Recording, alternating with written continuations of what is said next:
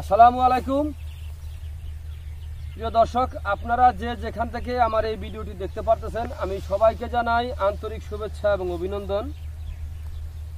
আজকে একটি ঘাসের জমিতে আসলাম। এই ঘাসটার নাম হচ্ছে ইন্দোনেশিয়ান স্মার্ট নেপিয়ার ঘাস। এই ঘাসটা গরু, ছাগল, ভেড়া, মহিষ সকল গবাদি পশু এই ঘাসটা খেয়ে থাকে।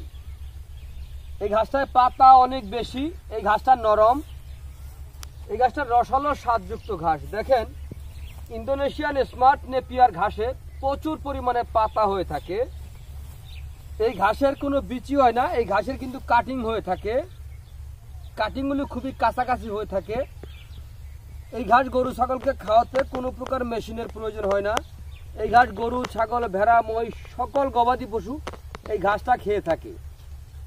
এই ঘাসটায় আপনার যদি গরু ছাগলকে খাওয়াতে পারেন, তাহলে দেখবেন আপনার দুগ্ধ জাতীয় গাভীর দুধ বৃদ্ধি হবে অথবা ষাঁড় গরুর মাংস বৃদ্ধি হবে। এর কারণ হচ্ছে এই ঘাসটাতে 22 থেকে 25% প্রোটিন রয়েছে।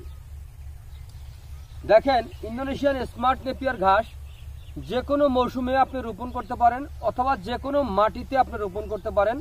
কিন্তু আপনার মাটি এঁটেল মাটি, বেলে মাটি, দোআঁশ মাটি সকল প্রকার মাটিতে রোপণ করা যায়।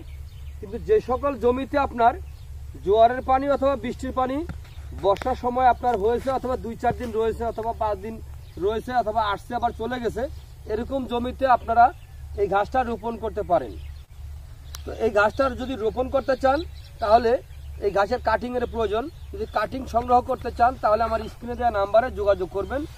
আমরা বাংলাদেশের প্রতিটা জেলা, উপজেলা এবং কি আমরা হোম ডেলিভারিও দিয়ে থাকি এই ঘাসের কাটিং।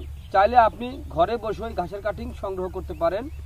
তো প্রিয় বন্ধুরা, আপনারা যে যেখান থেকে আমার এই ভিডিওটি দেখতে পাচ্ছেন, তো যদি আপনাদের কাছে আমার এই ভিডিওটি ভালো লেগে থাকে, তাহলে আমার চ্যানেলটিকে সাবস্ক্রাইব করবেন।